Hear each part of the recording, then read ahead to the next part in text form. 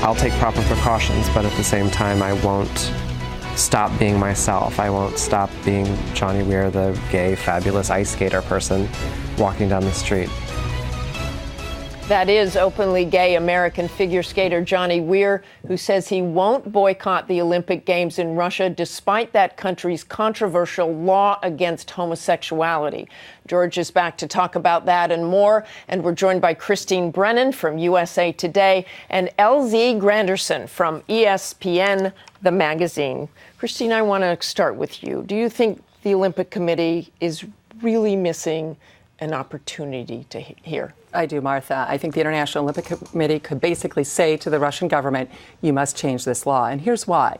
It is a great gift and it's a great bargaining chip to have the Olympic Games given to a country. Russia, Putin wanted these Olympics more than anything. He himself lobbied for the Olympic Games several years ago.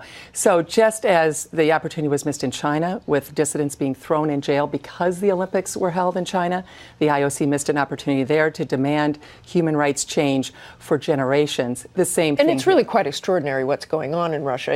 Even if they say they won't arrest anybody, you've got people attacking pro-gay rallies, all sorts of things going on. Exactly. And the Olympics, at the end of the day, Martha, the Olympics is about inclusion.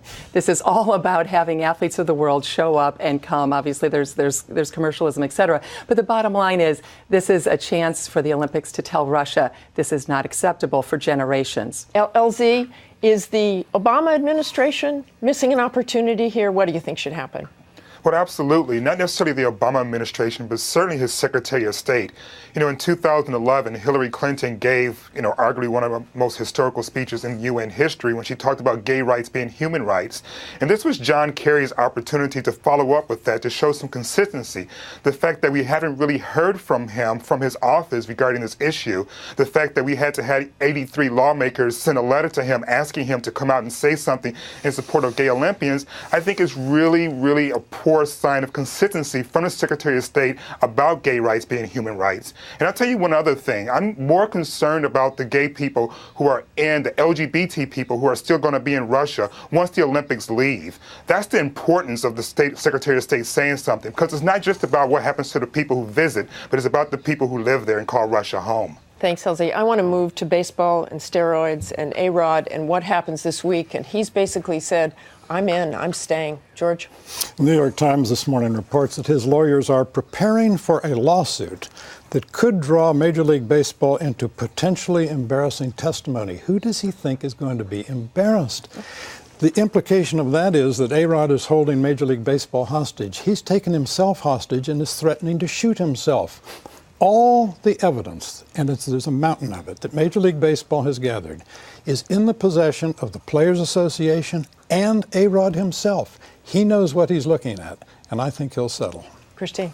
Well, and when you look at what happened with Ryan Braun last week, he had been adamant that he had not done anything, and then he took the 65-game suspension.